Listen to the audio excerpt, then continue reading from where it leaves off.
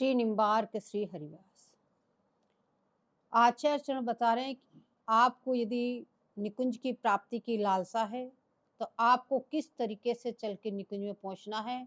उसी संदर्भ में बताते बताते कैसे आपको चिंतन करना, कैसे मनन करना है। अब ध्यानावस्था की बात कर रहे हैं कि ध्यान में आपको प्यारी जी को किस प्रकार से चिंतन करना है, ध्यान में उनको कैसे विराजमान करके आपको कैसे कैसे उनसे अपनी मांग करनी है। प्रात पीत पटम कदा व्यपन यामन यन्या शुक स्पारणा तत्कुंजे विस्मृत कुंचुकीमपि समानेतु प्रधावामेवा बदन्याम कवरी युनार्जम गलिमा मुक्तावली मंजये नेत्रे नागरी रंग कैश्चपिद धाम्यम वर्णम वा कदा। पूर्व प्रसंग में आचार्य बता रहे हैं कि साधक जीवन में स्वामिनी जी के रूप रस गुण और लीलाओं का माधुरी जो ध्यानस्थ हुआ, बोले वो ही जीवन सफल है। जिन्होंने स्वामी जी का नाम लिया, निरंतर नाम रटन में लग गया, उनका रूप का चिंतन किया, उनका गुणानुवाद किया, उनकी लीलाओं का चिंतन किया, बोले वो ही मनुष्य जीवन सफल है, बाकी तो व्यर्थ का जीवन है। अब इस प्रकार के जो साधक होते हैं, जो स्वामी जी के रूप गुण लीला और इसमें माधुरी में डूबे रहते हैं, निरंतर उनका चिंतन मनन करते रहते हैं, बोले ऐसे जो साधक हैं, बोले ये साधक 3 प्रकार के हैं। बोले पहले नित्य सिद्ध, फिर कृपा सिद्ध और फिर साधन सिद्ध। बोले 3 प्रकार से ये साधक देखे जाते हैं। बोले नित्य सिद्ध कौन होते हैं?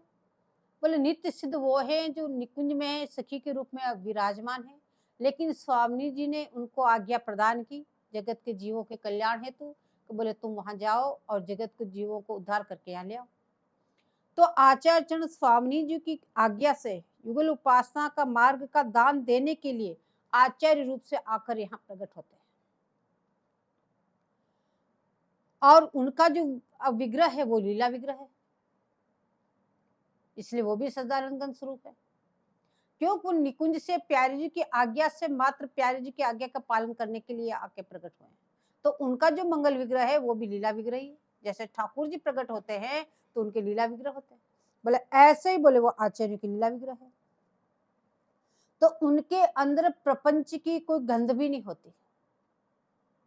आचार्य चरण जितना ये सब कुछ बता रहे हैं और बार बार विनती करके बता रहे हैं, आप कब मुझे दर्शन दोगी, कब मुझे ये होगा, कब मैं आपकी कबरी गूंथूंगी, कब मैं आपके चरणों में महावर लगाऊंगी, जैसे जैसे वो लालसाएं कर रहे हैं। बोले ये सब एकमात्र साधक को किस प्रकार से लालसा करनी चाहिए उसको सिखाने के लिए करके आपको दिखा रहे हैं।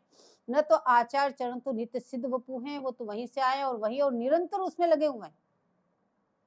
आचार्य चरण जो कर रहे हैं बोले वो तो निरंतर वहीं से आए वहीं पे हैं, उनका तो लीला विग्रह है, उनमें प्रपंच की तनिक भी गंध नहीं है।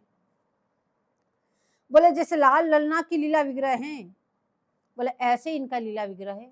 तो इनकी लीला क्या है? बोले बाल्यकाल से ही वैराग्य धारण करके बोले भजन में प्रवृत्त हो जाना। जो वहीं से आते वो आते ही वैराग्य धारण किया और भजन में प्रवृत्त हो गए। बोले बाल काल से वैराग्य लेकर गुरु चरणाश्रित होकर प्रेम दान देना ही इनके लीला है। अब सबको इस प्रेम रस का दान देना ये इनकी लीला है। किस किस जीव पे कैसे कैसे कृपा करनी है, किस किस प्रकार से उसको आगे बढ़ाना है, बोले ये सब ये उनकी लीला है। क्योंकि उनके जितने भी कार्य होते हैं नित्य सिद्ध वपू के, वो सब केवल जगत की शिक्षा के लिए होते हैं। वो कोई अपनी प्राप्ति करने के लिए कार्य नहीं करते हैं। चाहे वो माला करें, पाठ करें, वो भजन करें, वीरे बन के करें, जो इस तरह से बता रहे हैं आपको, ये सब कुछ करें केवल जगत के कल्याण के लिए, आपको सिखाने के लिए, आप उस मार्ग पे चलो, उसको करके दिखा रहे हैं। न वो वस्तु की प्राप्ति के लिए ये चीज नहीं कर रहे हैं। उनको तो प्राप्त है, नित्य प्राप्त है, अखंड प्राप्त है, चाहे वो आचार्य रूप में है, चाहे वो सखी रूप में है, दोनों जगह उनको तो नित्य प्राप्त है। तो उनको वस्तु की प्राप्ति के लिए वो भजन नहीं करते हैं, वो केवल साधकों को समझाने के लिए, साधकों को दिखाने के लिए, साधकों को कल्याण के लिए वो भजन करते हैं। अब दूसरे होते हैं वो है कृपा सिद्ध। बोले जिनकी साधना में प्रवृत्ति नहीं है, अभी उन्होंने साधना नहीं की, नहीं कुछ नहीं, लेकिन नित्य सिद्ध की कृपा से उन्हें उस पदार्थ के दर्शन हो गए। नित्य सिद्ध की कृपा से, क्यों नित्य सिद्ध के पास इतना पावर तो है ही, चाहे जिसको दर्शन करा दे। तो जो नित्य सिद्ध है वहीं से आए और वहीं से आके प्रकट हुए आचार्य चरण, बोले वो तो चाहे जिसको दर्शन करा दे, जिस अवस्था में दर्शन करा दे। तो जिनको इस प्रकार से दर्शन करा दें वो कृपा सिद्ध हो जाते हैं। दर्शन करने के बाद तो सभी सिद्ध हो जाते हैं, फिर सिद्ध होना बाकी नहीं रहता। बोले ऐसे कौन है? बोले जैसे स्वामी जी ने, हरदास जी महाराज ने तानसेन और अकबर को दोनों को दिव्य वृंदावन के दर्शन करा दिए, बिल्किशोर जी के दर्शन करा दिए के लिए। उन्होंने न अभी माला की न कुछ नहीं किया, तो कृपा सिद्ध हो गए, उनको कृपा से वो सिद्ध, उनको वो वस्तु मिल गई। तो स्वामी जी ने तानसेन अकबर को चमत्कार दिखाया, नित्य सिद्ध के सामने जो आए उनको जुगल की छवि कृपा से दिखा दी, तो उनकी कृपा से कृपा सिद्ध भी वैसे ही हो गए। जो नित्य सिद्ध ने कृपा की, उन्होंने ये नहीं देखा कि ये पात्र है अपात्र है। वैसे वास्तव में देखो तो अस्मादिक जो जीव है, इस वस्तु के लिए पात्र कौन है? कोई नहीं। तो लेकिन आचार्य चरण तो कृपा करने के लिए ही अवतरित हुए। तो जो ऐसे नित्य सिद्ध पे जिन्होंने तुरंत कृपा कर दी, तो कृपा सिद्ध हो गए। कृपा से सिद्ध हो गए, न भजन किया, न किसी प्रकार का साधन की, न कोई नाम जपा, न कोई चिंतन किया, न कोई मनन किया, लेकिन नित्य सिद्ध की कृपा से वो भी, उनको उस वस्तु की प्राप्ति हो गई। जैसे नित्य सिद्ध हैं वैसे वैसे वो भी बन गए, वो कृपा सिद्ध हो। अब तीसरी अवस्था आती है साधन सिद्ध। जो अस्मादक साधक जो साधन करके जो इस वस्तु को प्राप्त करते हैं, वो साधन सिद्ध। जैसे गुरु महाराज ने बताया बोले इसके ऊपर पहले बहुत प्रकाश डाल के आए, आदोषदा, भजन क्रिया, निवृत्ति, ये सारी चीजों को अच्छी तरह से समझा के आए। बोले पहले श्रद्धान्वित होके शरण में जाओ गुरु महाराज की, फिर संतों की सत्संगी करो, साधु संग, आदोषदा, साधु संग, फिर कह रहे भजन क्रिया, फिर भजन की क्रियाओं में लगो, इतनी माला करो, इतने नाम लो, इतने पाठ करो, इतने करो, ऐसा भजन क्रिया में लगो। फिर अनर्थ निवृत्ति, बोले इस भजन में जो बाधक है उन सबको निवृत्ति करना उनको। फिर दृढ़वान होना, निष्ठावान होना, रुचि उत्पन्न होना, आसक्ति, बोले इन सब को, ये भाव वाली कक्षाएं, एक एक चीज को कर करके आप आगे बढ़े, और आगे बढ़ते बढ़ते अब आप ध्यानावस्था में आ गए। अब तो बैठ के ये सारा हो गया, अब चिंतन मनन करो, ध्यानावस्था में आ गए। तो इन सब कक्षाओं के लिए भी विशेष, बोले ध्यानावस्था विशेष श्रेष्ठ है। तो यदि आपका निरंतर चिंतन वहां बन गया, बोले तो वही स्थिति सर्वश्रेष्ठ है। तो नित्य सिद्ध भी ध्यान करते हैं। अब जो नित्य सिद्ध है, जिनको वस्तु प्राप्त है, निकुंज से आके यहाँ प्रकट हुए हैं, और यहाँ वहां का उनके लिए कोई भेद नहीं, वो एक क्षण में यहाँ, एक क्षण में प्रिया के पास, हर वस्तु हर समय उनको प्राप्त है। फिर भी वो आचार्य रूप में आके प्रकट हुए हैं, तो वो भी ध्यान करते हैं, वो भी चिंतन करते हैं, वो भी मनन करते हैं। क्यों? साधकों को लिए।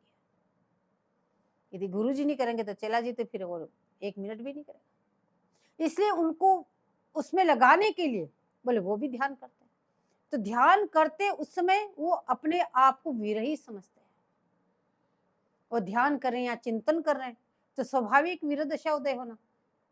तो हम प्यारे जी का चिंतन कर रहे हैं, प्यारे जी अभी वहां है। तो ये जो उनकी वीरावस्था है,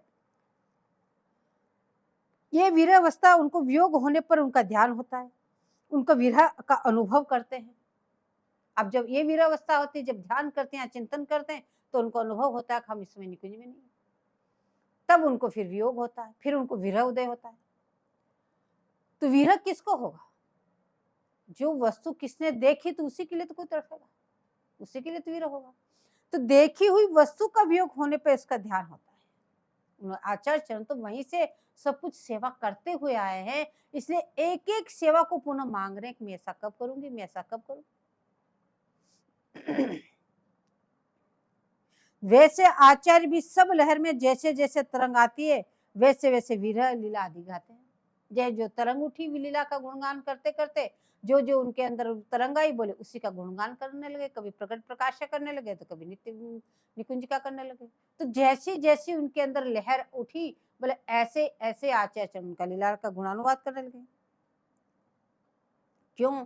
क्योंकि आचार्य चरणों की उन लीलाओं में अनन्य आसक्ति है। आसक्ति भी अनन्य, उनको छोड़कर किसी में आसक्ति नहीं, तो कह रहे हैं उनकी अनन्य आसक्ति है। रात्रि दिन उसी वस्तु का चिंतन करते हैं। तो साधन सिद्ध भी मन वच काय से जुगल रूप रस माधुरी का सेवन चिंतन भावना करते हैं।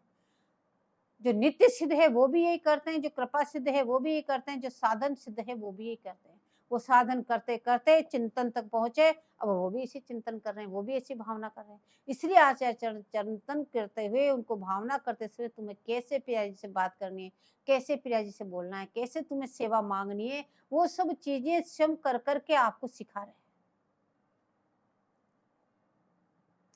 उनको ये प्रक्रिया गुरु द्वारा प्राप्त होती है। जो साधक है, बोले साधकों को ये जो साधन सिद्ध करते करते उनको ये प्रक्रिया बोले गुरु द्वारा प्राप्त होती है।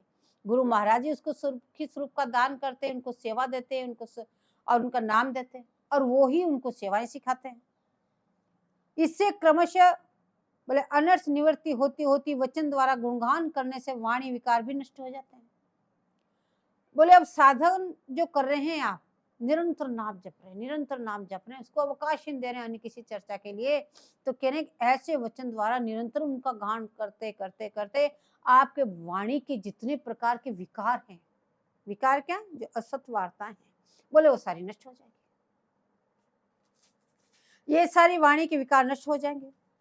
अब कह जब आप ऐसे निरंतर उनका नाम और गुण लीलाओं का वर्णन करेंगे, उन्हीं को गाएंगे, तो आप सुनेंगे भी उन्हें। या तो आप गा रहे हो सुनेंगे, या कोई दूसरा सत्संग कर रहा है उसको सुनेंगे, तो आप सुनेंगे ही उसी को। तो सुनने से बोले कान से केवल लीला सुनो, इसके अलावा और कुछ नहीं सुनना। बोले कान से केवल युगल किशोर जी के लीला का गुणानुवाद सुनो, उनका नाम सुनो, बोले इसके अलावा अब आपको कुछ नहीं सुनना। तो आप साधक अवस्था से इस प्रकार से साधन करते करते आप भी सिद्धावस्था में पहुंच जाओ। इसके अलावा और कोई दूसरा तरीका नहीं जिससे का आप साधन सिद्ध बन जाओ। बोले इन सब प्रक्रियाओं को करते करते करते ही आप सिद्धावस्था में पहुंचोगे। महाप्रभु जी से रघुनाथ दास जी ने पूछा जब धाम में आए कि मुझे कैसे रहना चाहिए। अब दीक्षा ले ली, भजन करने लगे, तो उन्होंने पूछा पहले महाप्रभु जी से, बोले मुझे अब कैसे रहना चाहिए, दीक्षा लेके हमें भजन करना हो तो मार्गदर्शन करो। तो महाप्रभु जी बोले चले जाओ सीधे ब्रज में। पहली बात बताई, सीधे आपको भजन करना है तो सीधे ब्रज में चले जाओ, और वहां जाके संकल्प कर लेना कि अब मैं इस ब्रज से बाहर पांव भी नहीं रखूंगा। जाना तो बहुत दूर, कह रहे हैं कि इस ब्रज से बाहर पांव भी नहीं धरना। पहली बात बताई सीधे जाओ वृंदावन, फिर कह दिया उस ब्रज मंडल से बाहर पांव नहीं रखना। तीसरी बात बताई अच्छा खाना और पहनना मत, ये भजन मार्ग में अनर्थ है। क्यों बार बार आप हमेशा अच्छा अच्छा खाओगे तो फिर तो आदत पड़ जाएगी जीवा को, फिर भजन में मन नहीं लगने देगा, कितना समय उसमें व्यर्थ हो जाएगा।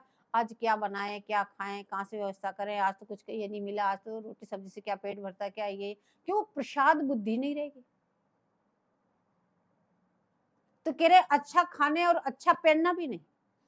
यदि अच्छा पहनने में आपका मन लग गया तो भी आप भजन से वंचित रह जाओगे। जितना अच्छा पहनोगे उसका उतना ही ख्याल रखना पड़ेगा, यहाँ नहीं बैठे, यहाँ नहीं करें, इसका ये हो जाए, इसके सलवट पड़ जाएगी, इसके गंदगी लगे, इसके दाग लग जाएंगे, अब दाग लगे इसको छुड़ाने में बाहर समय खराब हो जाएगा, तो चिंतन भी गया आपका। तो इसलिए कह रहे हैं देखो अच्छा खाना नहीं, अच्छा पहनना नहीं, क्योंकि ये भजन मार्ग में अनर्थ है। ये दोनों वस्तुएं आपको भजन मार्ग से हटाती है। तो कैसे करना, सहज स्वभाव से जो ठाकुर का प्रसाद मिल जाए उसको पा लिया, फिर नन्नू नच्चू कुछ निकालना कब हमें ये चाहिए वो चाहिए, जो प्रसाद ठाकुर जी के पा लिया और जो मिला बोले। इसलिए कहते हैं चिरानी कंथानी बोले ब्रजवासियों के उचित से पहनना, ताकि भजन बनेगा।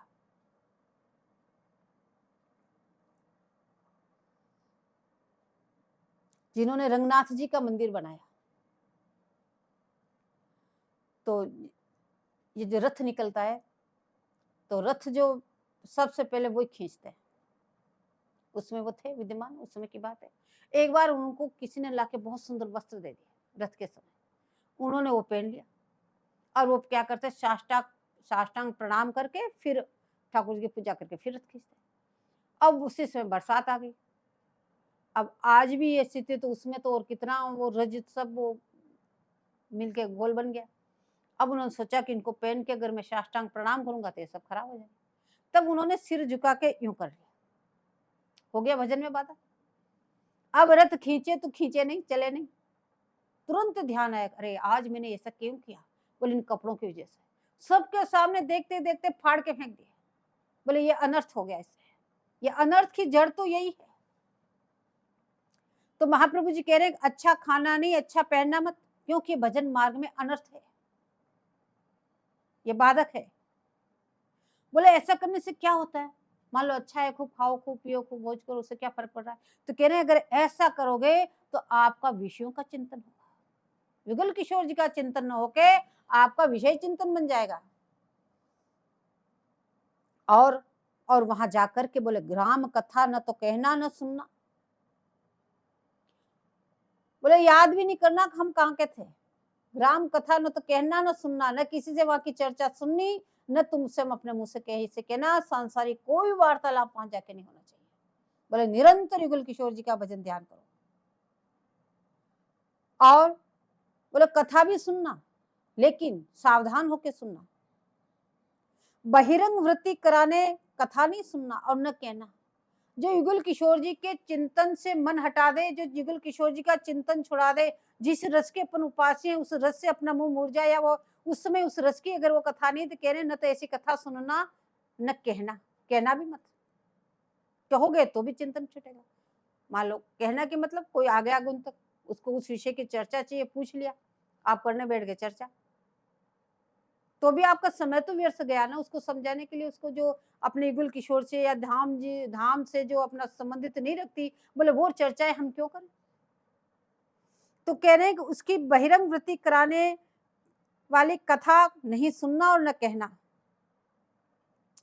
और काय वाक्य और मन से उद्वेग मत करना। किसी भी परिस्थिति में तन से, वाणी से और मन में उद्वेग नहीं होना चाहिए, क्रोध नहीं आना चाहिए किसी भी परिस्थिति में। यदि क्रोध आ गया तो वाणी में क्रोध झलकेगा, इसलिए कह रहे वाणी से न शरीर से, किसी को पीटने के लिए दौड़ जाते शरीर से, और मन में भी किसी के लिए नहीं करना इसने ऐसा किया, इसने ऐसा किया। बोले मन में भी उद्वेग मत करना, किसी भी प्रकार से क्रोध नाम की चीज तो करना ही मत। फिर बताया किसी का अनहित मत करना, चाहे वो आपके लिए कितना ही बुरा कर रहे, लेकिन आप कभी भी किसी के लिए बुरा मत सोचना, न बुरा करना। ये कौन बता रहे? महाप्रभु जी। रघुनाथ जी ने पूछा कि मुझे क्या करना चाहिए, तो बता रहे हैं। अब इतना सब नहीं करने के बाद फिर बता रहे हैं कि अब क्या करना है, कि ब्रजे राधा कृष्ण सेवा मानसी करिवे। बोले वहां पे ब्रज में वास करके, बोले युगल किशोर जी की मानसिक सेवा चिंतन मनन करते रहना, इसके अलावा कुछ मत करना।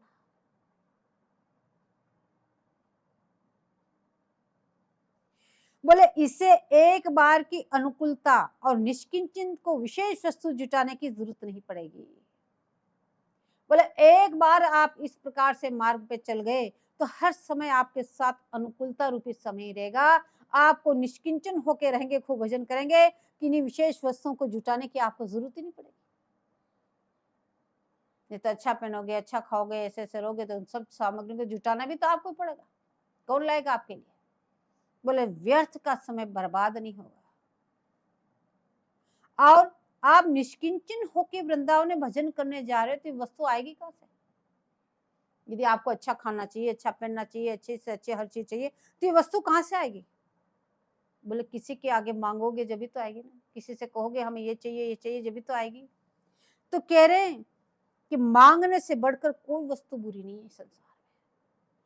तुम प्रयासन होकर किसी के आगे हाथ पसारो, इससे बुरा कार्य और कोई नहीं है इस पूरे संसार में,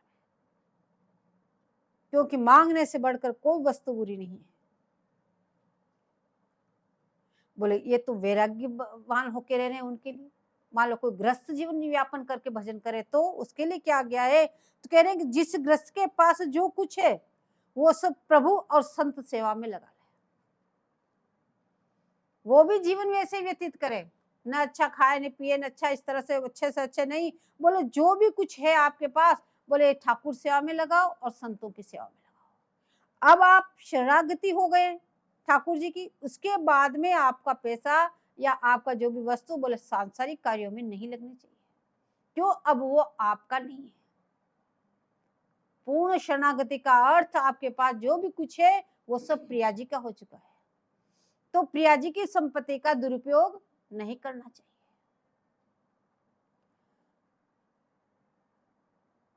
पर मांग मांग करके सेवा करना ये वास्तविक धर्म नहीं है तो कोई बात नहीं, आप अकिंचनते भजन करो, सेवा करना कोई जरूरी नहीं आप नहीं है, अगर है तो उसको सेवा में लगा दो, अगर नहीं है तो कोई बात नहीं, चुप बैठ के भजन करो, वही सेवा।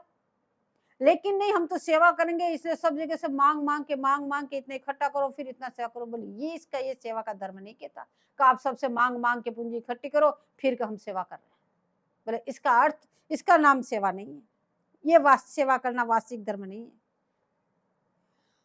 और संतों को तो चाहिए देने पर भी वस्तु न ले, बोले संतों को स्वभाव तो ऐसा होना चाहिए, बोले कौन कह रहे, महाप्रभु जी कह रहे रघुनाथ जी, बोले संतों को तो कोई वस्तु दे फिर भी उसको स्वीकार नहीं करेंगे, हमें आवश्यकता ही नहीं, हमें इस चीज की जरूरत ही नहीं है, क्यों ले, बोले आगे हम आगे तो क्या श्री जी है नहीं, क्या जरूरत होगी जब श्री जी अपने आप देगी उसमें, किसी भी प्रकार से बोले संतों को तो दे तो भी नहीं लेना चाहिए।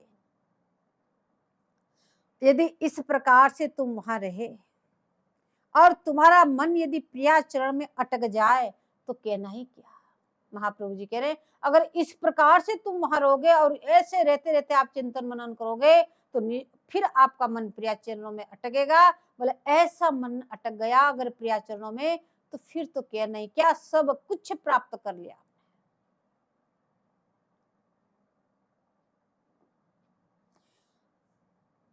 लेकिन ये मानसिक सेवा कोई साधारण बात नहीं है, मानसिक सेवा बोले घर फूक तमाशा है,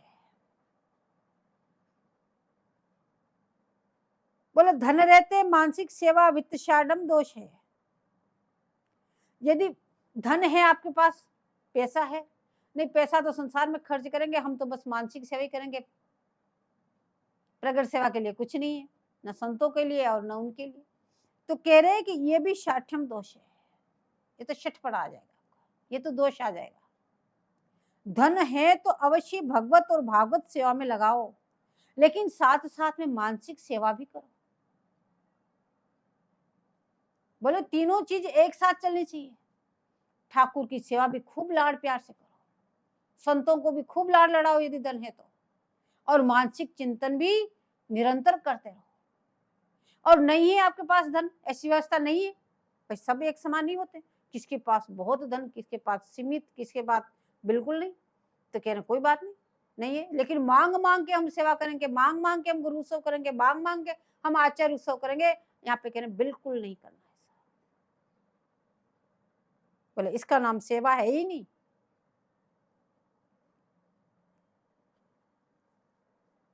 और बोले धन है तो भगवत सेवा में लगाओ, भगवान की ठाकुर जी की सेवा करो और संतों की सेवा करो। बोले देखो बहुत से ऐसे भी कहते हैं कि हम मानसिक सेवा करते हैं और की आवश्यकता नहीं, तो कह रहे हैं कि देखो सभी आचार्य मंगल विग्रह की सेवा करते हैं, जो नित्य सिद्ध वहां से आके प्रकट हुए हैं उन सबके पास ठाकुर है, सबके अपने अपने ठाकुर है। अपने देखो सभी आचार्यों के संसेवित सर्वश्रेष्ठ प्रभु हरिदास जी महाराज नित्य सिद्ध वहीं से आके प्रकट हुए, बिहारी जी महाराज, ऐसे आप सबके देखोगे सबके ठाकुर है, नित्य सिद्ध सभी ठाकुर जी की सेवा करते हैं और वो ध्यान भी करते हैं, ऐसा नहीं कोई चिंतन नहीं करते, प्रगट सेवा भी करते, प्रगट सेवा भी करते हैं और चिंतन भी करते, ध्यान भी करते हैं। तो शतककार कह रहे हैं कि आपको क्या करना है, कह रहे रज की गोद में शीतल कुंज में बैठकर ध्यान करो, बोले वृंदावन धाम में आकर इस रज की गोद में बैठ जाओ और उसमें तो सघन लता पताएं थी, जिसमें महाप्रभु जी बोले ऐसी इनकी रज की गोद में बैठकर ये शीतल कुंज है, इसमें बैठ करके भजन करो। बोले तत्काल सफलता मिलेगी। एक तो आप रज के ऊपर बैठे हुए और एक लताओं के नीचे बैठे होते हैं, तो रज और प्रत्येक पत्ता कल्पतरु और रज भी कल्पतरु। बोले इसकी गोद में बैठ के भजन करोगे तो तत्काल सफलता मिलेगी। इसलिए महात्मा आज भी लता पताओं के नीचे बैठ के पाठ करते हैं, लता पताओं के नीचे बैठ के अपना नाम जप करते हैं, लता पताओं के नीचे बैठ के अपना माला करते हैं।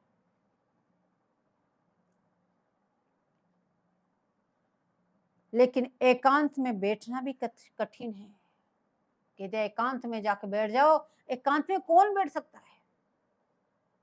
कैसे बैठे एकांत में?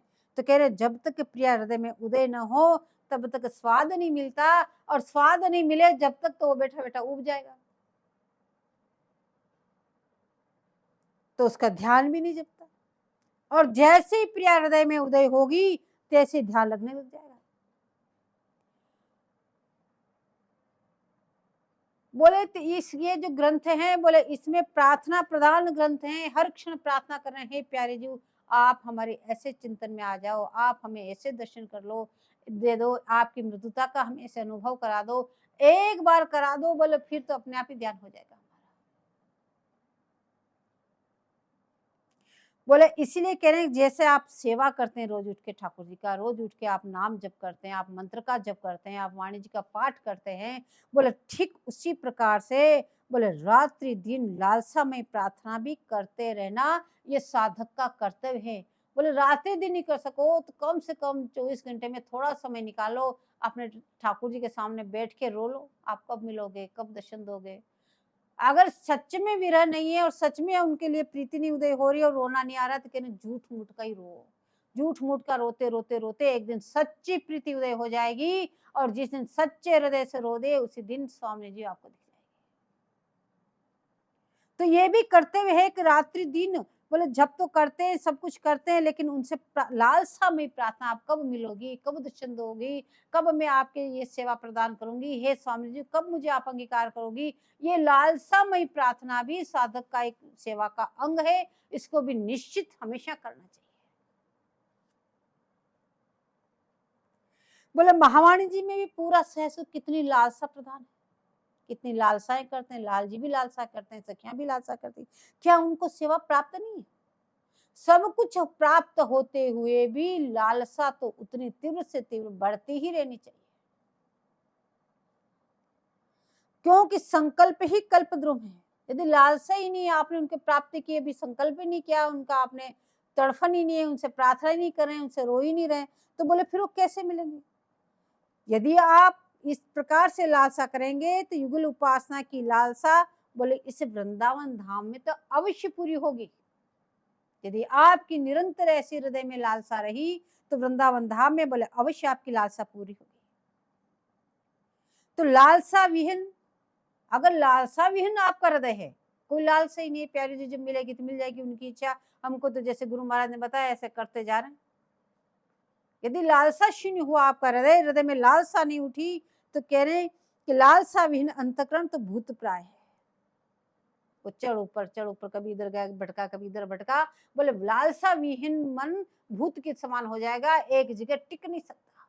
इसलिए लालसा प्रधान है। बोले अनन्य लालसा लेकर के भजन करो। तो प्रार्थना में लालसा के लिए साधक को निरंतर करना चाहिए, उसका मूल जीवन भी ये होनी चाहिए। स्वामी जी कृपा करें तो दूसरी बात है, लेकिन लालसा विहीन जीवन से प्राप्ति असंभव है। बोले निरंतर लालसा हृदय में उदय करो। सब मनोरथ सिद्ध करने वाली लालसा है। बोले आपके जितने भी मनोरथ है, हम कैसे प्रिया के दर्शन करें, हम कैसे प्रिया की सेवा प्राप्त करें, हमें कब प्रिया जी दर्शन देगी, हम कब उनकी सेवा में संलग्न होंगे। बोले ये जो आपकी हृदय में गिरी लालसा है, तो ये सारे मनोरथ आपके लालसामय सेवा से बोले सारे मनोरथ सिद्ध करने वाली तो आपकी एकमात्र लालसा ही होगी। यदि हृदय में लालसा ही नहीं तो ये सारे कार्य सिद्ध नहीं होंगे। जैसे देह से वन में बसने से, वाणी से नाम जपने का तुम्हारा आग्रह है, अब तुम वृंदावन धाम में आग्रह करके लालसा लेके तो वृंदावन में आ गए, नहीं अब वृंदावन नहीं छोड़ेंगे, सारा संसार रूठे तो रूठे आके बैठ गए। तो कह रहे तुम आग्रह पूर्वक आके बैठे, तुमने चाहे उतनी उत्कट लालसा नहीं की, तुम उनके लिए रोए नहीं, तड़फे नहीं, लेकिन आग्रह करके हट करके आके बैठ के हम वृंदावन छोड़ के बाहर नहीं जाएंगे। और नाम जब भी आप हट करके कर सकते हैं, हम तो इतना नाम जपेंगे 64 माला करेंगे, इतनी माला करेंगे, इतना नाम हो जाएगा, इतना हो जाएगा, चाहे कुछ भी हो, तो ये कार्य भी आप हठपूर्वक कर सकते हैं। तो ये दोनों आग्रह से कर रहे हैं। बोले वैसे ही जैसे आपने देह को धाम में लाके बसा दिया कर नहीं अब छोड़ के नहीं जाएंगे, चाहे आपके अंदर लालसा नहीं थी, आप जैसे नाम का शुरुआत है, लेकिन अब इतनी लालसा हो गई कि कोई बाहर जाने के लिए कहे तो दुश्मन लगता है। आपने आग्रह पूर्वक किया, उसमें इतनी लालसा नहीं थी, लेकिन आग्रह पूर्वक वृंदावन धाम का वास करते करते अब ऐसी लालसा बढ़ गई कि यदि कोई कह दे कि यहाँ से बाहर जाओ तो उसके समान अपना दुश्मन कोई और नहीं। अब नाम जब भी आपने आग्रह से किया कि इतना नाम जपना, इतना नाम जपते जपते जपते अब इतना अभ्यास हो गया कि अब नाम छूटे तो कष्ट पाए हृदय।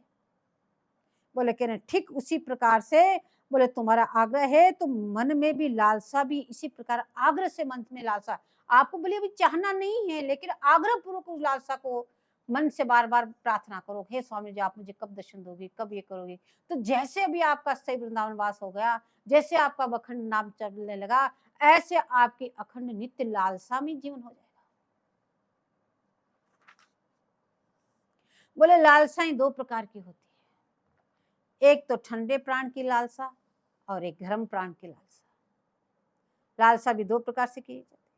बोले जिसमें विराग्नि जलती है, जो उनके लिए तड़फन है, जिसके अंदर तड़फन है लालसा के साथ साथ, बोले वो तो कार्य जल्दी शुद्ध हो जाता है, वो गर्म लालसा है। और जो ठंडे दिल वाले की बात है, वो संयोग की लीला गाकर ठंडी लालसा करते रहते हैं। जो विरह की है वो तो विरह की लालसा करते हैं, कब आप मुझे दर्शन दोगे, कब मैं आपके चरणों में महावर लूंगा, कब आप ऐसी लीला कर रहे होंगे तो हम उनको दर्शन करेंगे। ऐसी वो विरह की लालसा कर करके वो तो योग विराग्नि में जलते हैं, और फिर उनको ऐसा करने से उनका कार्य जल्दी से होता है। और जो ठंडी सांस वाले बोले दोनों को लाड़ लड़ाते रहे, हाँ दोनों आपस में लीला कर रहे हैं, चिंतन कर रहे हैं, देखो कभी न कभी तो मिल ही जाएंगे। ये ठंडी सांस वालों की लालसा है, तो उनका कार्य थोड़ा देर से सिद्ध होता है। कार्य दोनों का ही सिद्ध होता है, लेकिन उनका थोड़ा देर से सिद्ध होता है। तो सुधा की तासीरी, राधा सुधा नदी के जो श्लोक का वर्णन करें, बोले इनका आचरण की तासीरी थोड़ी उष्ण है, तो उष्ण लालसा प्रकट करके दिखा रहे हैं। विरह का आभास विशेष है, विराग्नि वहां भी नहीं, क्यों, वो तो नित्य परि करें, नित्य मिले हुए हैं सब कुछ। इसीलिए कल के प्रसंग में आया, निखिल रस का सार जो आपका विग्रह है, उसे हृदय में कब उदय करोगी, हे स्वामी जी, कब आप अपने इस मंगल विग्रह को मेरे हृदय में दर्शन कर देने के लिए आप प्रकट करोगे। क्योंकि रस स्वादी भी भीने भीने स्वाद लेना चाहते हैं, कभी तो मंद मुस्कान का, कभी नेत्रों की कटाक्ष का, कभी दंत पंक्ति का, ऐसे भीने भीने स्वाद ले रहे हैं। अतः इसीलिए कहा गौरांगे मृदिमा, कभी वो घोर वर्ण का, कभी उनकी कोमलता का। तो इस श्लोक में सब स्वरूपगत धर्म है, रस वस्तु नाना भाव से जड़ता भी एक अनुभव है। आगे जड़ता का बोले ये भी एक अनुभव है। प्रेम में डूबन उछलन दो वस्तु है, दोनों एक दूसरे के प्रेम में कभी डूब जाते हैं, कभी उछलते हैं, उछलते तो लीला विहार करते हैं, फिर डूब जाते हैं। बोले उछलते हैं तो दोनों क्रीड़ा करते हैं। आदि अंत में यह नियम है, इसका उत्थान मध्य अंत सब कुछ यही है, पर डूबना सदा एक रस है। यदि डूब जाते हैं तो एक रस का पान करते हुए उसमें डूबे रहते हैं, उसी का नाम निमग्नता है, दोनों निमग्न हो गए। लेकिन ये खेलना, बोलना, हंसना भी सदा बना रहता है। कभी कौन सा उत्सव विलस रहे हैं, कभी कौन सा उल्लास विलस रहे हैं, कभी आपस में बतरान कर रहे हैं, कभी मंद मुस्कुरा रहे हैं, कभी क्या कर रहे हैं, बोले ये भी इनका साथ साथ चला रहता है। जब लाल प्रिया प्रेम को अपने रस में कर ले तब तो दोनों हंसे खेले। जब लाल प्रिया को अपने प्रेम में रंग ले तब तो दोनों हंसते हैं, खेलते हैं, बोलते हैं, लीला करते हैं। और जब प्रेम वश में कर ले तो डूबने से कल्प अल्प साबित हो जाता है। जब दोनों प्रेम में डूब जाते हैं, कितने समय तक डूबे रहते हैं, लेकिन लगता अभी भी तो मिले रहत मनो कबहू मिले ना, ये स्थिति होती है। तो गौरांगे से शोणिमा तक इस श्लोक में जो वर्णन आया, बोले वो सब कुछ प्रेम का विलास आया। प्रेम की अखंडता, विलास हृदय रसेन जड़ित, इससे मांगना शुरू किया आचार्य चरणों ने, हे स्वामी जी कब मैं आपके इस घोर मंगल विग्रह को मेरा ध्यान में आएगा, कब आपकी मृदुता का मैं अनुभव कर पाऊंगा, कब मैं आपके ये तिरछी भौं के दर्शन कर पाऊंगा, कैसे कैसे लाल आपको मना रहे हैं उसको मैं देख पाऊंगा। बोले इस प्रकार से ये जो अखंड जो मांग, संपत्ति की मांग है, वहां पूर्ण संपत्ति की मांग की आचार्य चरणों में। तो हृदय में प्रेम की जड़ता अखंड है, हसन बोलन उसी की लहर है। बोले जड़ता का मतलब निमग्नता, दोनों एक दूसरे के प्रेम में जो निमग्न हो गए, बोले ये चीज तो अखंड है वहां पे। और जो ये आपस में बोलते हैं, हंसते हैं, ये तो उसकी ही एक लहर है, उस निमग्नता की एक लहर है। पर प्रेम जब डुबा दे तो जड़ता विशेष बढ़ जाती है, कभी कभी गंभीर अवस्था में पहुंच जाते हैं, उनको भान ही नहीं रहता कि लाल क्या कह रहे हैं या प्रिया क्या कह रही है। तो हसन में भी झाड़ता है, पर जरा प्रेम पर दोनों का प्रभुत्व रहता है, इसलिए उसमें हंसते हैं, खेलते बोलते हैं, और जब निमग्न होते हैं तो दोनों स्थिर हो जाते हैं।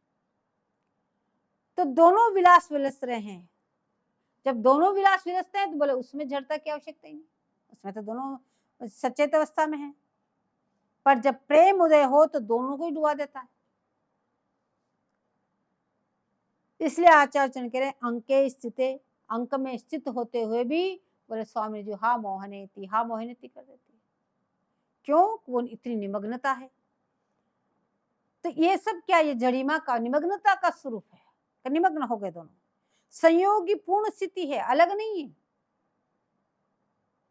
लेकिन विच्छेदाभास को कभी अवकाश नहीं है। पर हृदय में रस की जड़ता विद्यमान है, इसलिए हा मोहनेति कह देती है स्वामी। बोले उसके उदय होते ही हा हा मोहन कहने लगी, तो हृदय में विरह नहीं है, प्रेम का उल्लास उदय हुआ, जिससे हा मोहन कहने, विरह से नहीं व्याकुल होके स्वामी कह रही हा मोहन आप कहाँ हैं, बोलो प्रेम का उल्लास है, इसलिए हा मोहन कह रही है। बोले यह अनुराग के मद से नशा चढ़ा हुआ है, इस समय अनुराग रंग से रंजित है स्वामी जी, और उस अनुराग का ऐसा नशा चढ़ा कि उससे स्वामी जी के उठी हा मोहनेति।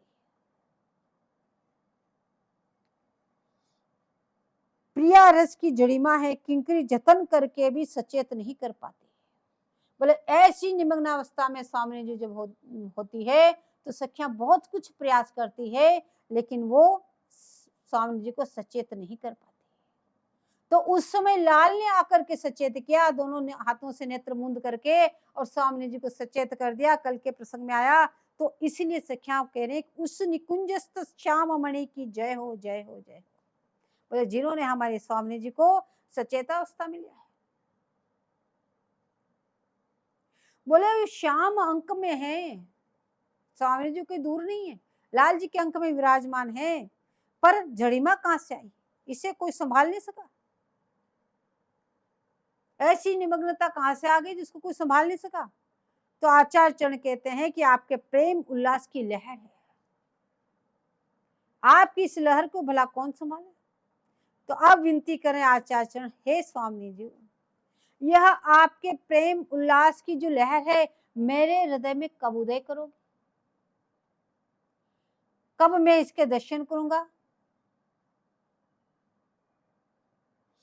अतएव ध्यानावस्था में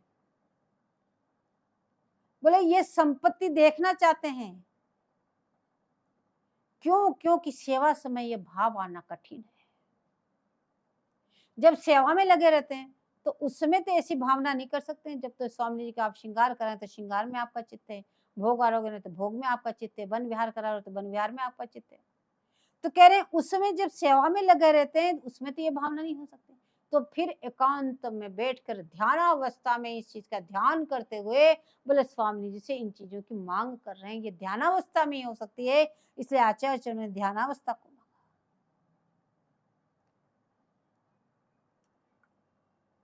अब ब्रज निकुंज की संगति लगाने के लिए कहते हैं जैसे वेद में द्वैत अद्वैत आदि कहा, पर जब स्थायी और संचारी एक वस्तु की क्रीड़ा है, निकुंज में अन्य रस आने से वह छिप जाता है। इससे निकुंज में तो अन्य रस है ही नहीं, पर प्रकट प्रकाश महत सागर है, उसमें सभी रसों का समावेश है, सबका जमघट बड़ा हुआ है। प्रकट प्रकाश भी नित्य है और जुगल भी उसमें विद्यमान है। प्रकट प्रकाश की लीलाएं वो भी नित्य है, ऐसे नहीं कि उसमें प्रकट हुई अब नहीं, वो भी नित्य लीलाएं हैं। नहीं तो दास शक्य वात्सल वाले का पोषण कैसे होगा, तो वो भी लीलाएं नित्य है। लेकिन ये निकुंज की लीला कहने के बाद संचारी की लहर आई तो आचार्य चरण बोल पड़े प्रातः पीत पटम। क्यों आचार्य चरण दोनों को एक करके तोलते हुए चल रहे हैं, कब किस में कौन सी लहर आ जाए, कभी प्रकट लीला की लहर आ रही तो कभी निकुंज की आ रही और कभी अपने सखी भाव की आ रही, तो मैं तो वहां था, यहाँ कैसे आ। तो जिस समय जो जो लहर आ रही है बोले उसी उसी लहर की आप चर्चा करते जा रहे हैं। तो ये संचारी की लहर है, निकुंज की लहर भी निकल सकती है, पर स्वाभाविक अक्षरों का भाव इसमें इस श्लोक में बोले संचारी भाव है। बोले प्रातः काल की छटा, प्रातः काल की छटा दिखा रहे हैं। बोले प्रातः काल की छटा को जो वर्णन किया वो दिखाता है, चाहे ब्रज या निकुंज स्वक्रिया प्रक्रिया कुछ भी मान लो, लेकिन सहचरी ने निकुंज में आकर के वीणा आदि बजा करके प्रातःकाल दोनों को जगाए।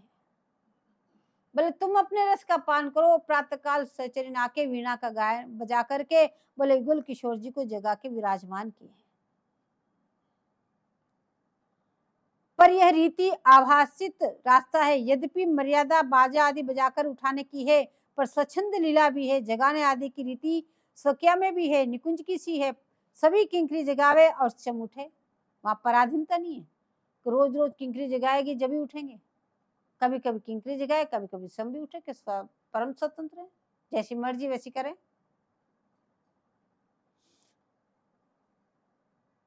और प्रक्रिया में तो उठने की दुगदुगी लगी रहती है। अस्तु जो हो, बोले आप तो अपने रस का पान करो। अब अंधेरे अंधेरे में दोनों जग पड़े। प्रिया ने नीलांबर के भ्रम से पीतांबर को ओढ़ लिया, वैसे लाल ने नीलांबर को ओढ़ लिया। तो बिहारीदास जी ने इस छवि को देखा,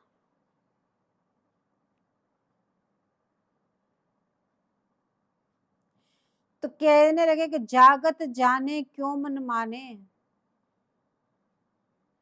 और नित्य वाले भी वस्त्र बदल कर पहनाते हैं। सखी जान गई कि जग गए तो उनका मन निकुंज में गए बिना नहीं मानता।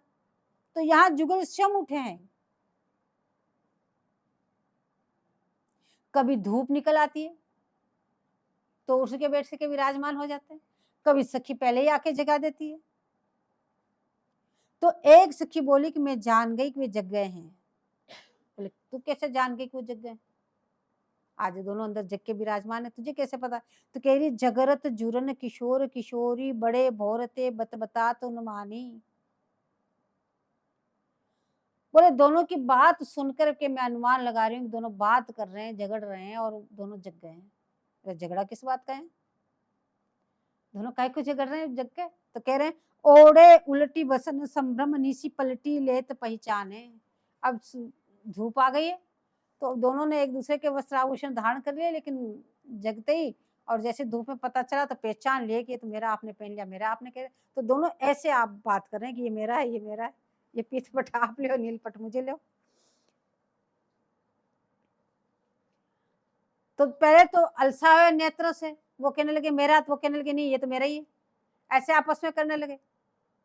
फिर अचानक धूप आ गई तो देखे कि नहीं हाँ बात तो सही है, तो वस्त्र बदल गए। फिर उनको सही किया। यह प्रकार सखी और सखी के दोनों, सखी ने देखा इस प्रकार से, तब सखी ने दोनों के मनोरथ पूर्ण करे। तो निकुंज में शंभी उठते हैं और प्रातःकाल वीणा बजा के सखियां भी जगाती है। दोनों लीलाएं होती।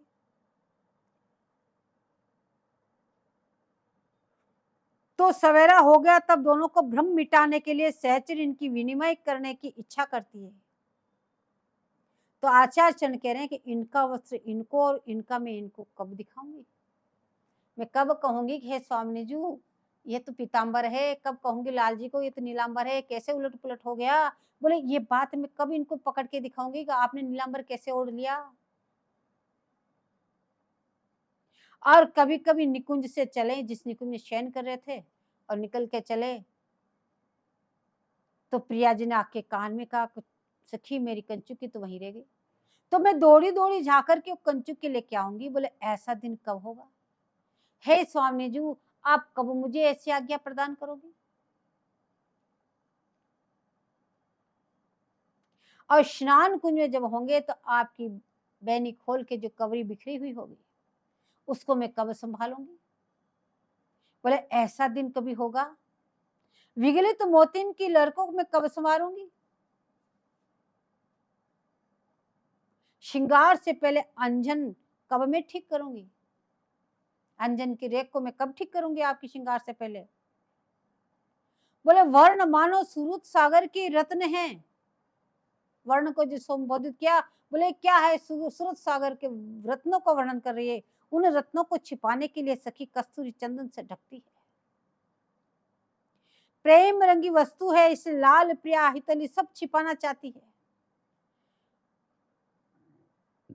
वैसे ही सूरत सागर मंथन से प्रकट रत्न वर्ण को प्रेम के चिन्ह भी छिपाने के लिए कस्तूरी आदि लगाते हैं। और प्रकट लीला में भी गुरुजनों से छिपाया जाए तो दोनों प्रेम सरोवर में विलस कर प्रिया सवेरे यशोदा जी को प्रणाम करने जाते तो उसमें सखी प्रेम चिन्ह छिपाती है, तो उसमें कस्तूरी का प्रयोग करती है।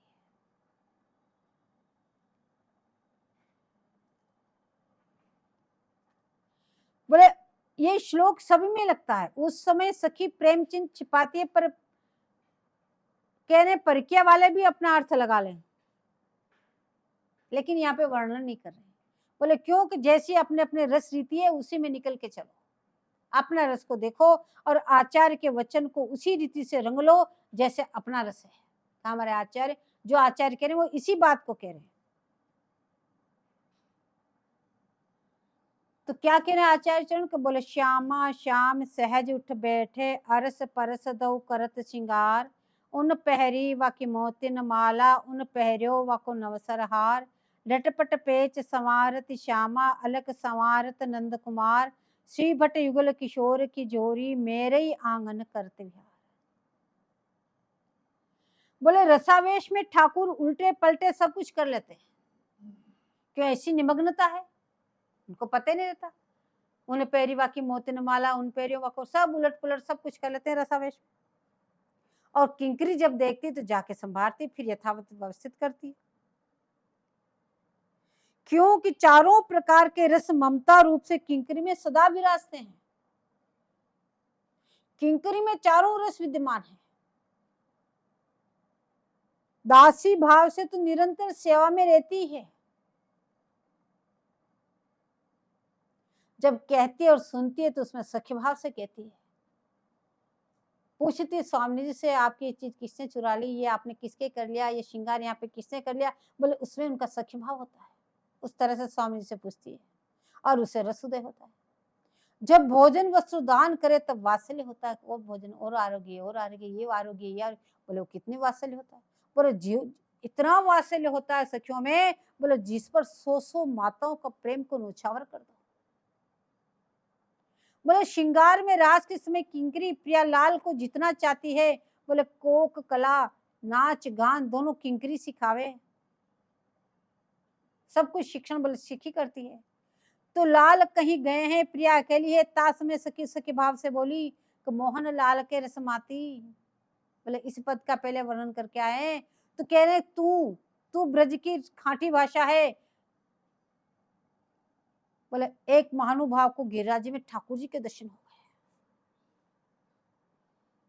भजन कर रहे थे, साक्षात ठाकुर जी ने प्रकट होकर दर्शन दिए, तो बड़ा खुश हुआ। तो उसमें गुसाई जी विठलनाथ जी विराजमान थे। तो विठलनाथ जी के पास आके बोला, आज तो मुझे ठाकुर जी ने दर्शन दिए। तो गुसाई जी ने पूछा, ठाकुर जी बोले? बोले हाँ। कैसी भाषा बोले? तो बोले जुगल तो ब्रज भाषा ही बोले। तो आचार्य प्रसन्न हो गए, बड़े प्रसन्न हुए। बोले हाँ, जुगल तो ब्रज भाषा में बोलते हैं। बोले ठीक ठीक, ठाकुर ने तुझे दर्शन दिया। बोले और भाषा ठाकुर नहीं बोलते। तो प्रिया सदा नित्य नव वधु है, प्रथम ने में संकोच होए, पर मोते संकोच मत कर, देख लाल चुनरी कहाँ गई। बोले ऐसे जो सखी बोलती है, प्रकट प्रकाश में भी बोले ये सख्य भाव से ही बोलती है। बोले देखते पीताम्बर तेरे ऊपर है, मोतिन की लड़ टूटी, ऐसे चिन्ह अंकित है, तो उस का मैं कब ढकूंगी। आचार्य चरण कह रहे हैं उन सबको मैं कब ढकूंगी, कब मैं उन पे कस्तूरी का लेप लगाऊंगी। बोले सुधानिधिकार कह रहे हैं कि आपके अधरबिंब खंडित है और लाल नेत्र कैसे अरुण डोरे पड़े हुए और कैसे घूम रहे हैं, और आपके कबरी से कैसे कुसुम झरझर के गिर रहे हैं। ये सब बात सखी से सुन के प्रिया चुप हो जाती है। किंकरी अनुभव करती है कि आज रसी मोहन रस लूटी, तो प्रिया उत्तर न देकर मुस्कुराती हुई भवन में जाती है और कभी कहती है, सखी उलट पुलट तो तय नहीं कर दिया। बोले ऐसे जो सखी भाव, बोले इस तरंग से तरांगित होकर आचार्य चरण बोले, हे स्वामी जी, ऐसी कृपा आप मुझ पे कब करोगी। जय जय श्री हरि।